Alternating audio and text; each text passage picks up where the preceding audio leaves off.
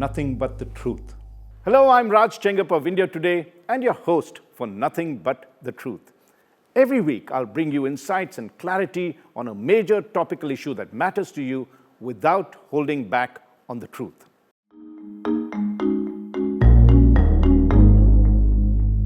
I'm going to start this episode with a personal memory, an indelible memory, because it had left a powerful impression on my mind. Now, this was in the summer of 1995. I had decided to travel across the Western Ghats from the Dangs in Gujarat, right down the coastline, if you look at a map of India, to Thiruvananthapuram in Kerala, which is at the tip of India. And I was to write about the wanton and rapid destruction of forests for India Today magazine. It was when I was in the Parambikulam sanctuary in the border of Kerala and Tamil Nadu, if I recall, that the jeep which we were traveling broke down and we had to walk to a rest house so that we could rest for the night. And this was evening, and I heard this very loud noise in the bush. Now, this was tiger country and also leopard country, and we feared that there might have been a beast over there. But as it turned out, the commotion was being caused by a pair of giant hornbills that flew out of the bush with a huge whooshing sound.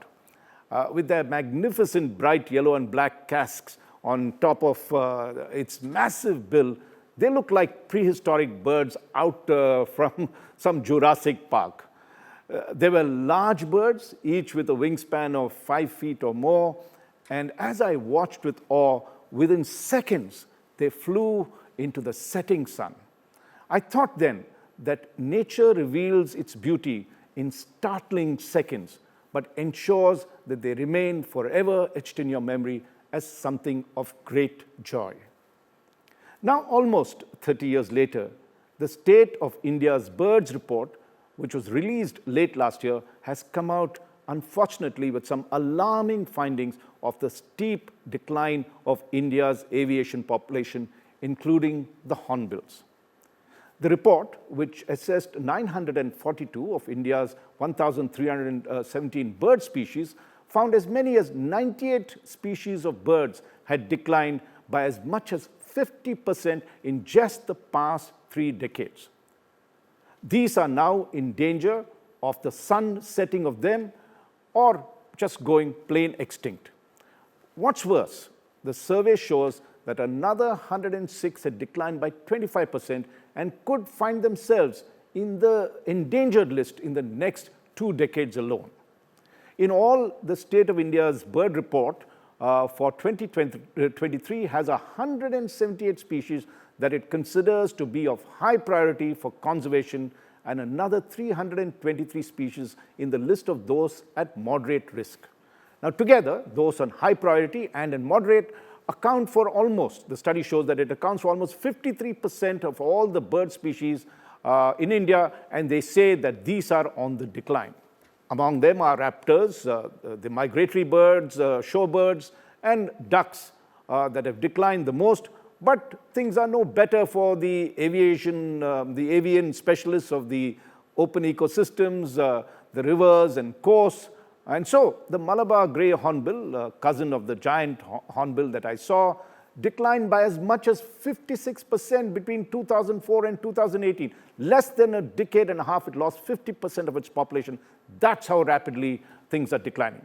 So in this episode of Nothing But the Truth, we will analyze the findings of the State of India's Birds Report. We will look at the main reasons for the rapid decline of many of the aviation species found in India and what can be done to halt and reverse the trend. In this endeavor, I'm delighted to be joined by my old friend, Vivek Menon, the co-founder of the Wildlife Trust of India.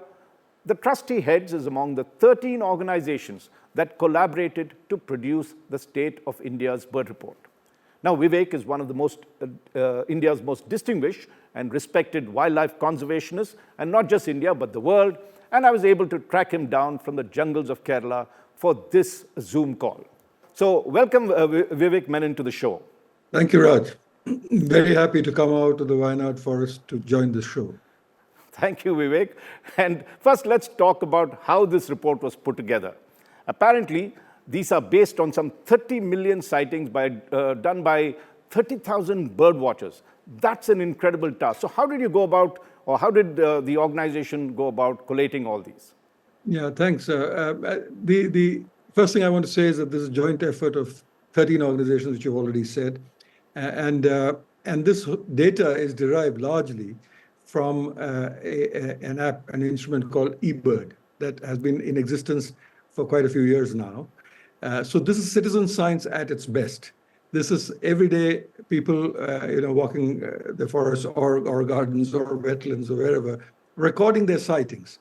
And these sightings go through a scientific verification on the eBird platform. And then it's collated. And then the state of India's bird then draws on this, analyzes it, gives it further scientific rigor, and then publishes it. So it's not a bunch of scientists sitting in a room 30 years ago who said that this bird was endangered or this bird was of least concern based on scientific studies. Scientific studies, as you know, are few and far between, even for large mammals like tiger and elephant and the rhino. So for birds, there are very, very few studies on each of these species. So if you want to really analyze 900 species or 1,000 species, you need citizen science, and this is what we have got in State of India's bird. Okay, let's just get to an ABCD question is, why do we need birds? What is the role they play in preserving the ecology or the environment of a country? And then let's talk of why there is a decline and what is the danger to us. Yeah, just like you talked about the Great Indian Hornbill that you saw, that you still remember after so many years. Right. And I've just come back today morning after seeing some Malabar hornbills as well. I must start by saying birds are the soul of nature conservation. It's if the tiger and the elephant represent the megafauna that we actually try to protect our forests for, it's the spirit that soars when you hear a bird's song is so intrinsically important for human well-being that I may be deviating a bit from this study, but there's another recent study which shows that alienation in immigrants increase dramatically if they don't hear the birds that they heard in their childhood. Right? Wow. So just for human well-being, these magnificent, colorful creatures that sing and soar fascinated mankind from time immemorial. And so that's, I think, is the first thing. Then, of course, the more utilitarian reasons. Birds are the ones that sow our forests for us. Yeah, they're pollinators. Right. They disperse the seeds. They disperse the seeds. Yes, yes. That's right. Yes, so, so many trees have co-evolved with birds. So many plants have co-evolved with birds that without birds, you would not have those plants at all. So very, very important for protection of both forests and grasslands, as well as croplands and agriculture. Lots of things depend on birds as well. They're also a fascinating indicator of climate change and change in habitat, like this study tells us. No, and of course, let's also not forget their role as key predators of a number of invertebrates that could reach pest proportions if without these birds, particularly for crops and others that are very critical, isn't it? And of course, to keep the balance in the forests, yes. Absolutely, absolutely. The amount of import of pesticides that we do can go down dramatically if we have more birds and can go up dramatically if we have less birds. The insectivores amongst the birds really do a human's job in controlling pests in croplands as well as in our homes or around our urban surroundings. So very, very important. And as I gather, if you take off 10 species, you have a cascading effect of the impact across other species as well. But we could come back to that particular point. But let's get down to the main reason why is there such a steep decline in our avian species. In short, what is killing our birds? Yeah, and let me just, before that, just tell you that overall, as also a board member of IUC, and I can tell you overall globally, we're talking 49%, decline in bird. So, but in India, long-term decline is for 69%. So it's much, much more. Yeah. Right. So it's a matter of great concern. Although current declines may be a little lower, but still, overall declines are much higher. Now, if you look at what birds are declining, and you just said that in your podcast right at the beginning, that you're talking about woodpeckers, you're talking about raptors, you're talking about ducks and geese. And this gives you an idea, and you're talking about open country birds. So this gives you an idea of what is happening actually. Right. And would you say that climate change is the number one cause? I mean, is that one of the big concerns at the moment? Raj, if you want me to be brutally honest, I would say it is a concern, but definitely not the biggest concern. And that's what I'm pointing at, that if woodpeckers and hornbills are in danger, your large trees are in danger, right? Wow. It's because large trees not being there that you suddenly see woodpeckers going down, but other forest birds are all right. So you have to look at the habitat. There's a problem that's happening in our forests with large trees then. If you're saying that ducks and water birds are going down, there's something happening about our wetlands, which we have not given enough importance ever in Indian conservation. If we've been talking about the forests, ignoring the grasslands, ignoring the wetlands, ignoring our rivers, and these are the places which need conservation. How many of our sanctuaries and national parks are? How many of the national parks are wetlands? There are a few, but by and large, we've tended to protect evergreen forests, things that look like towering Amazon. But there are many other bird niches that are so important. And it reminds me, of Rachel Carson's book, Silent Spring, many years ago. And I'm paraphrasing, but she says that if we lose the endangered species, it is a shame. But if you lose the common one, and she's talking about the sparrow at that stage, she says if you lose the thing that is common, then you yourself are in danger. So if your common house sparrow goes down, then it is eating the grain that your children are eating. And if that's the cause, then there's a direct impact on us as well. Well, I think that's a very sort of sobering thought in that sense. But we'll come to the common sparrow, because I do want to end with that in terms of its return in some of the cities that we've seen, particularly in Delhi, where I live. But let's take each of the key reasons that you pointed out. And one of the things, let's start, as you said, it's one of the main culprits, which is climate change. How does climate change begin to impact some of the birds? I mean, just to give an idea to our listeners and viewers, what would be the sort of impact, say, heat on a bird, and how does it begin to shake the population of our avian species? Okay, there are 2 or 3 ways in which it can affect any species, and birds have some peculiarities. Let's start with the peculiar functions, which is the migratory nature of birds, right? Not all birds are migratory, but a lot of birds are migratory. Not all birds are migratory either, but those that migrate most certainly depend on the local weather, and weather patterns are becoming increasingly unpredictable with climate change. And whereas bird migration is supposed to be some of the most predictable things in life. I mean, if a bird comes to your garden on the 16th of July of a year, it will come on the 16th of July of next year. They're supposed to look like clockwork. But with increasing weather disturbances, there's a huge amount of dispersal. I've come out of a forest now where I have seen a bird that I've never seen before, and most Indians would not have seen before. It's a Korean flycatcher. Now, what's a Korean in a Kerala forest? Okay, so it has been blown away from somewhere, lost its way somewhere, and has landed up in a Kerala forest. So these things are becoming more and more regular, that birds are going off course, birds are not finding the right season. If they don't find the right season to winter, they don't find the right season to go back and breed. And this will have impacts on their populations. But also, high altitude species will suffer because high altitudes are getting warmer. And these birds are already evolved for colder weather. And those periods of the cold weather are getting shorter. The lower altitude species are now migrating up into the Himalayas, and they're going to compete with those that live in small specialized niches, and they may outcompete them because they are more in number, the ones on the plains. They may outcompete the montane species. So there are several reasons how climate change can affect birds, and I've given you a few of them. No, and very interestingly, I mean, even if you look, the Intergovernmental Panel for Climate Change, the IPCC, which is the international body that brings out studies on that, showed that possibly there's been a 0.8 degrees centigrade rise in temperatures in the past 150 years. But that is extremely significant if you look across the world. It might look very small, but that change is, the birds are highly sensitive to even that. And as you'd mentioned, You could confuse them. You could, have early wintering or late wintering, depending on where the climate change is being impacted, and therefore upset the entire schedule of the birds. It's very interesting that you talk about these migratory birds, which is one of the big concerns that is there. Let's just move to wetlands, for instance, and you had talked of the destruction. Now, I would gather there must be around over 200,000 wetlands across the country that actually harbor some of the best birds that's there. Maybe there's more. Here again, what is the problem that's there?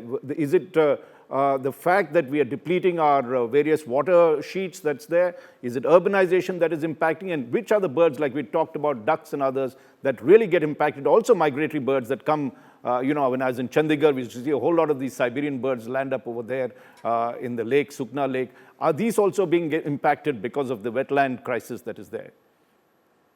Absolutely. I think, as I told you, the wetlands, which are kidneys of our of nature, in a sense, if the forests are the lungs, they filter, the water for us, human beings as well, and birds, are the most neglected of natural ecosystems. If you see a wetland which is not a river, a running river, even rivers have got their problems. But if you see just a pool of water somewhere, you think it's something to be drained. It's real estate that's waterlogged. It's not considered a natural ecosystem. So one of the biggest problems is most wetlands are unprotected, and those wetlands that are unprotected are being drained rapidly. If you look at Bangalore, which used to be the city of lakes, I mean, if you go now to watch birds in Bangalore, you have to travel, across the city to find a few lakes. Right. So most of them have been drained. So that's the first point. The second part is that whatever has not been drained has been utilized so heavily without restrictions that, for example, fish eaters cannot find enough fish. The water also, especially in urban and semi-urban wetlands, are hugely contaminated. So there's a lot of pollution, runoffs of human dwellings and industry that is going into these untreated. You might have treatment plants in a river, but you don't think of treatment plants into a small pond or a lake or a village wetland, but they do go in. And as a result, either if it's chemicals, there's chemical pollution, or if it is just human waste and household waste, there's eutrophication. So the lakes actually get silted up, and you need to clean them, manage them. Just like you manage a forest, you need to manage the wetland. I think one lake you may have heard of being revived is the Nainital Lake, the Naini Lake. Right. Yeah, it had almost died. 0% oxygen, no fish, no birds. And you need to revive it by dredging it, desilting it, and bringing it back when it's a closed ecosystem, or you have to allow the lake to, to replenish itself through natural sources. But as our imprint on these systems grow, and we are not protecting them in terms of the Wildlife Protection Act or in terms of the Forest Act, it doesn't really apply to wetlands. There are wetland regulatory systems now, but they're far less regulated and they're far less strict than our National Park system or the Wildlife Protection Act systems. But there also, if you look at our forest, the other big reason of the birds' decline is certainly the large amount of deforestation that has happened, not only post-independence, but even before that. And importantly, I think also the rise of monoculture plantations such as coffee, tea, rubber. You probably would have been in those plantations when you were crossing across to the Wayanad forest, not to mention oil palm and other things that have come in recently. And these must be significantly impacting the bird population, isn't it? Because if you don't have the rich sort of fauna and flora that normally you get in a natural forest, monoculture does not really encourage too many birds to be surviving. Am I right, Vivek? Absolutely, absolutely. I mean, there are studies and studies and studies that show that monoculture will only have certain kinds of birds, right? And or parks or gardens. I mean, I take a walk in Delhi in the Lodi garden. It's a wonderful old garden, but I can see only 20-odd species of bird at any stage. I took a walk today in the forest here, and I saw 70-odd species of bird in the same time. Right. So, moment you are in a natural ecosystem, you would see the bird diversity will go very high. Not abundance of birds, because you can hear a lot of miners or feral pigeons in Delhi, and you may think that, oh God, we have got a lot of birds, but they're the same birds. The diversity of birds, the ones which are a little more sensitive, will go out if it is a monoculture or a park or a garden. So you need a natural forest.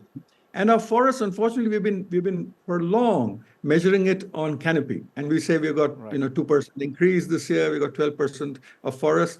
You and I don't go to a doctor and look at our hair and say we are healthy. We look at the health of the body, right? And for forests, you have to look within. And when you look within, you see that the large trees have gone. When you look within, you see the understory has gone because you're putting cattle and goats, and they've grazed the understory where these birds nest. A lot of birds nest on the ground or in the understory, right? So there are many kinds of disturbance in a forest, which if you look at a satellite cover, a forest cover, you won't catch it. But if you look at the health of the forest by measuring several ecosystems variables, then you will catch it. But one of those variables you're measuring is the number of birds. So when you see that birds are declining, you know your forests are in danger. When you see that ducks are declining, you know your wetlands are in danger. Like Wildlife Trust of India just has a project on the white-winged duck, which is the largest forest duck left. We had the pink-headed duck, the big duck. It's gone. Now the white-winged duck, which is the state bird of Assam, is in danger. We're only finding it in 2 places now, despite years of searching in Assam, and 2 places in Arunachal. That's it, 4 places perhaps. So this is the largest duck we have. So our wetlands are in danger, and these things are clarion calls for us to wake up, not just about the bird itself, but about the habitat and thereby the environments in which they live and we live. Right. And of course, there are studies that show that what we are talking in terms of plantation, almost 25% of the natural avian species sort of disappear when monoculture comes in. You talked of woodpecker. In Uttarakhand, apparently the replacement of the sal with teak has seen a steep decline of the woodpecker over there.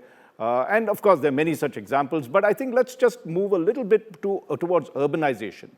And there, we are all responsible in some senses. We talked of the sparrow. One of the things that we saw was the steep decline of the sparrow population. What really caused it, and how did we recover some of the populations that we now see, say in Delhi? I don't know, in the city that you live in, that you get to see a lot more sparrows than we do here. Yeah, no, I live both in Delhi and in other places. So yeah, in fact, it also shows, and let me tell you that it shows 2 things. One is that conservation works. If you target a species and you do targeted conservation, you can bring it back, whether it's the tiger or the sparrow, whether it's the Andean condor or the Californian condor or whatever. There are a number of cases across the world where things have almost gone. The most recent story in India is actually the vultures, which went to 99% decline and we brought them back. But the sparrow thing also, which you pointed to, which is so important, the state bird of Delhi, which almost went out, has come back because of targeted interventions, including nesting boxes. One of the problems that the sparrow was having was that our modern homes, the way we construct them, was not amenable to sparrows to nest. And sparrows had adapted alongside us to live alongside us. They had forgotten their tree nesting habits. They were now nesting in your ceiling fan or in your cooler when you didn't use it, and stuff like that. We got rid of, and now we had homes which were air conditioned, sealed off, and the construction was such that no crevice was left. So in a funny thing, a bird which had co-evolved with us started needing to find nesting spaces again. So if you looked at rural India, there was no great decline in sparrow numbers. So if you ask ornithologists, they will say in a national sense, sparrow was not one of those birds which declined. It's not one of these birds, state of India's bird, which is showing a steep decline at all. But in urban India, especially Delhi and many other cities like that, we saw a massive decline because we had constructed our homes in a different manner. So it was not, luckily, it was not pesticide and others. Otherwise, it would have affected the rural birds as well. It was not mobile phone towers as people thought when mobile phones first came, and number of studies were taken. So it was probably just the changing of the buildings around us, and they took some time to adapt. So a lot of nest boxes were put out, and people did, really target the sparrow, and it has come back. So it's also on our responsibility to make our houses more sparrow friendly in terms of nesting and others. And that comes to the question of how do we save our birds? We also talked, if I recall, of the vultures and the fact that they declined steeply, largely because of a lot of poisoning of chemicals that had got into the carcasses that they were eating. That, of course, is one of the major concerns of urbanization and the use of pesticides and, of course, medicines that we use on our feedstock. But let's come, we've got 5 minutes, Vivek, and let's just look at how do we save our birds. I know it's very little time and compacted, but let's look at 2 or 3 major suggestions. If there's a concrete plan of action, what has the government of India done? Has it really started? We hear that they have, the Ministry of Environment and Forests have actually introduced a 10-year plan for bird conservation, among other things. How effective are these, and what more do we need to do? Yeah, so you can see that, let's start at the top, which is the policy part. And we mentioned vultures. The reason we're winning the war against vultures, one of the big reasons is that diclofenac and many other such drugs which had got into the system, like you said, which were poisoning these vultures, have been banned in India, right? So if you take policy decisions that favor birds at that level, it's very, very important. Okay, so that's the big picture thing. Then we have said 178 birds are high conservation priority, and a number of them are declining steeply, including some very common iconic Indian birds like the Nilkant, the Indian roller. Yeah, right. And these sort of things. I mean, Hinduism says it's Lord Shiva himself with the blue throat, which has come down. But this will go while on our watch without even people noticing it, because there is no targeted program for it. We have a Project Tiger, we have a Project Elephant. Now, you can't have projects for every single bird, but you should take these high concern, high priority birds, look at some of the broad reasons, and have a project, I think, targeted for this, which tries to ameliorate the threats by taking out a single threat that can address a large number of birds. For example, conversion of grasslands into construction or whatever. Grasslands are extremely important. So if you look at some of those things, look at where the breeding populations are of these birds, and then target that, and protect that, bring that into the protected area network, bring the critical wetlands where our birds are breeding or the critical grasslands into the protected area network, not just sanctuaries of national park. Now we've got community reserves, we've got conservation reserves, we've got many other ways of saving land, and we should use this intelligently, even if we don't bring it as a sanctuary or national park. We should look at stuff like, it's very interesting, but stuff like the wind energy is actually affecting our bustards and large birds by killing them, although it's a green energy. So we should look at slightly modified technology of a green energy, which is good for energy, but so that they don't kill that bustard. So just by thinking that you're going green by doing a thing, a particular species may be affected.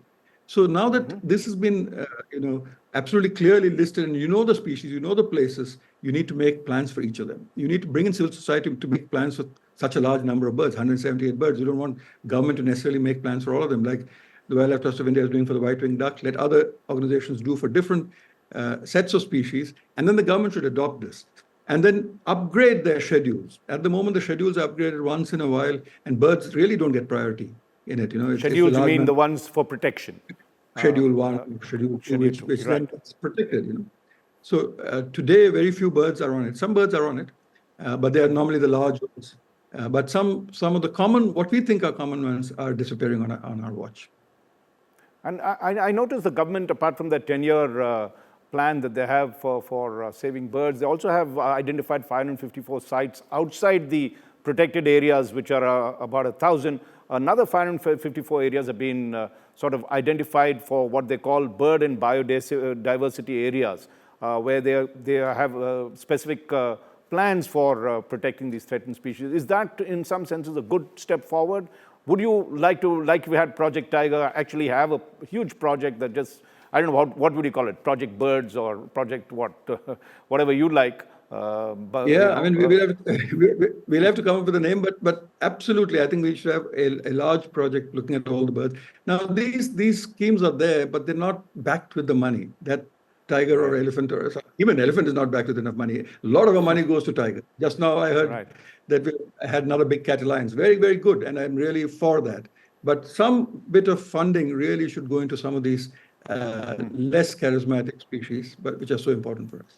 So essentially what you're saying is, while the Ministry of Environment and Forests and Climate Change have certain plans, I'm also told they have a conservation of migratory birds that's currently running, a 5-year plan to sort of protect them. But these are all good. They need a lot more focus, a lot more money put into it, and a lot more researchers, I would gather, to come in and ensure that whatever plans are being proposed, they're executed, as you all had done in a city like Delhi for conservation of sparrows, which really turned around their population. Absolutely. So most of these plans which are in place at the moment are international commitments of ours, which we have done under the Convention on Migratory Species, etc. So we have done those commitments in terms of having a plan or having an intent. But now we have to fund it, we have to resource it and take it down to the ground and make it more focused and species specific. And then we can reverse many of these. I don't think they're in an irreversible state as of now. And finally, you know, people like me and others, just the average, a member of the public, what can we do? I noticed that your trust, I think, did something like the Saurus Mitras in Madhya Pradesh, where you saved a lot of the Saurus cranes that were there up in the upper lake in Bhopal. Is this something that, you know, what can we do as lay people to ensure that the population of birds do not decline and we protect them? To begin with, keep enjoying them, not just in the COVID period when people used to really enjoy birds, but go out, enjoy them and observe them. Because only when you observe will you see what's happening around you. And we need that information. If somebody tells us that in Bhopal this is going down, that is an important bit of information by which we can act locally. So one very important thing is for the common citizen to keep observing around you, watch what birds are changing in your neighborhood, what are you not seeing now, and what are you seeing more of? And all these are very important. Contribute to the citizen science thing. You know, it's a simple thing. Anybody can put a bird list up. It's something done by teenagers now. So anybody you can go on your evening walk and put up a list. So all that then goes into a massive scientific thing. Second thing is that if there are birds around you where we have specific programs, then take part in it. Like you said, Saurus Mitra, which is particularly for certain areas. Then we can really use youth. We can really use people who are willing to come out and volunteer a little bit of their times to do specific stuff. And the common citizen like you, Raj, can do exactly what you're doing now, which is to give prominence in the media, which is so important to get the message. Which is a good point that you made, because we have just carried a cover story where you've been quoted on India's vanishing birds, written by my colleague Sonali Acharji, and I'd advise all our viewers and listeners to pick this copy up of India Today. And of course, thank you so much, Vivek, for this conversation that we had, for all your insights that you've given. Just one little point I was thinking as you spoke, that maybe we should also get the schools involved. I don't know if we can bring a whole course on birds into schools and then get children to do, to go on weekends and do bird watching. Maybe that will also change the way we look at birds and how we can contribute towards saving them. Absolutely. I think every child needs to be inculcated in bird watching, in the simple pleasures of bird watching. It's not as complicated as watching a tiger. And on that, I must compliment you for doing this cover story. I remember, Raj, you did one on the tiger 30 years ago. That's right, yes. And I'm so happy that you're doing one on birds now, as topical as ever. Thank you. Let's hope it makes a difference. And thank you, Vivek. And thank you so much for listening to this episode of Nothing But the Truth. I look forward to having you with me next week. Nothing but the truth.